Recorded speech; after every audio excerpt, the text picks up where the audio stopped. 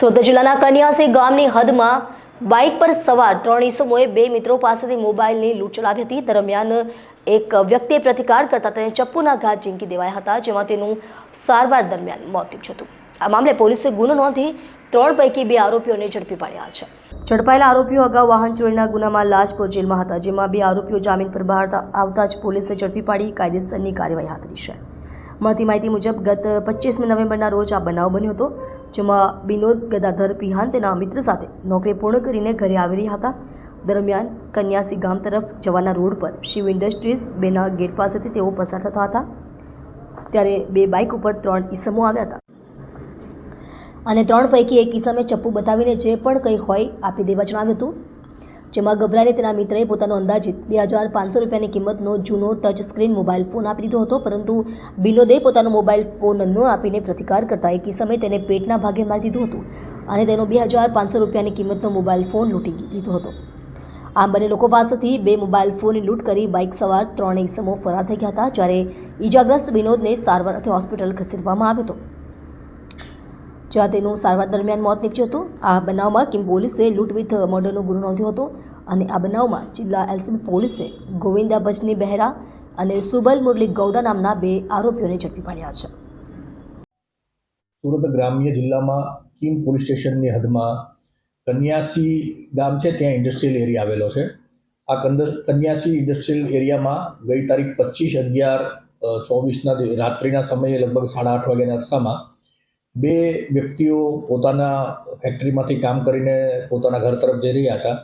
એ વખતે એક પિહાન નામના વ્યક્તિ કે જે ઓરિસ્સાના વતની છે, એ અને એમના મિત્રને 2 મોટરસાઇકલ ઉપર 3 અજાણ્યા ઈસમો આવેલા અને એ લોકોએ તાત્કાલિક નીચે ઉતરી અને ચપ્પુ બતાવીને મોબાઈલ ફોન લૂંટવાની કોશિશ કરેલી।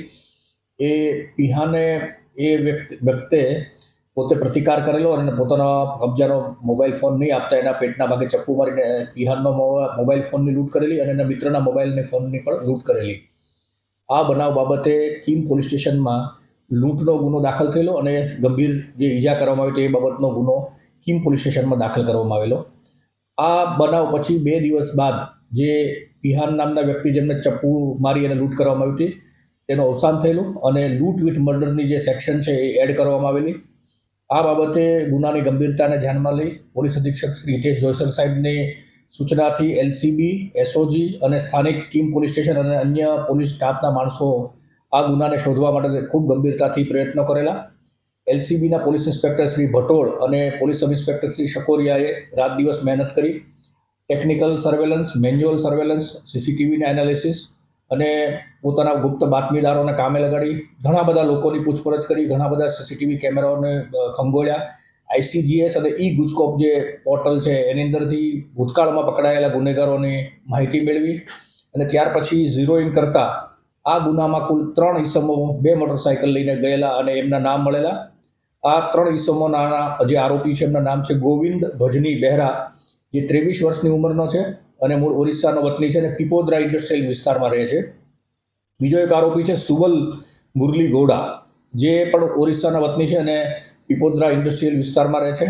આ 2 આરોપીઓ છે અને ત્રીજા એક આરોપી છે સંતોષ ગોપીચંદ જાતે પવાર, આ પણ પીપોદરામાં રહે છે। આ 3 ઈસમોએ આ લૂંટ વિથ મર્ડરના ગુનો આચર્યા હોવાની હકીકત મળેલી।